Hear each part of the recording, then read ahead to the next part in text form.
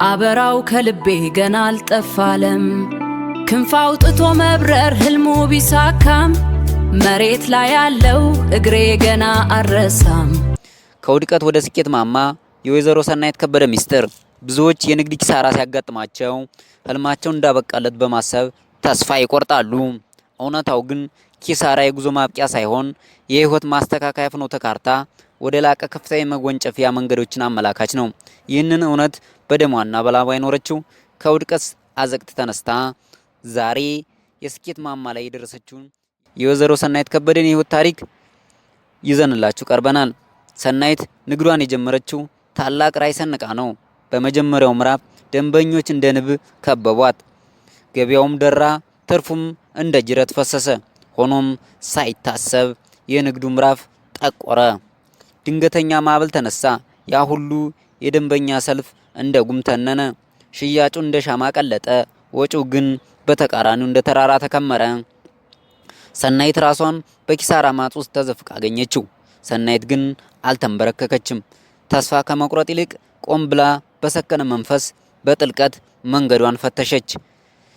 የውድቀቷ መንስኤና ሰንሰለት አንድ ባንድ ስትፈትሽ የውድቀቷ መንስኤዎች ከገቢ በላይ የሚፈስ አላስፈላጊ ወጪ፣ የምርት ጥራት አለመኖር፣ የደንበኞችን ፍላጎት የሚያረኩና ትርፋማ የሚያደርጉ የዋጋ አወሳሰን እንደነበሩ ተገነዘበች። መፍትሄው በሌላ ሰው እጅ ሳይሆን በገንዛ መዳፏ ውስጥ እንዳለ የተረዳችው ሰናይት ያለምንም ማመንታት ወደ ቆራጥ እርምጃ ገባች። ወጪን በመገደብ የገንዘብ ፍሰቱን እንዳይን ብሌን መጠበቅ። ወደ ደንበኞቿ ተመልሳ ለምን ፊታችሁን አዞራችሁ ብላ ጠየቀች። ከደንበኞቿ የሰበሰበችው ምላሽ ለንግዷ ዳግም መወለድ የወርቅ ቁልፍ ሆነላት። የምርቶቿን ጥራት አሻሻለች፣ የአቀራረብ ጥበቧን ቀየረች። በትንሽ ካፒታል ግን በትልቅ ስልት የዲጂታል ማስታወቂያዎችን አጋፋሪ ያደረገች።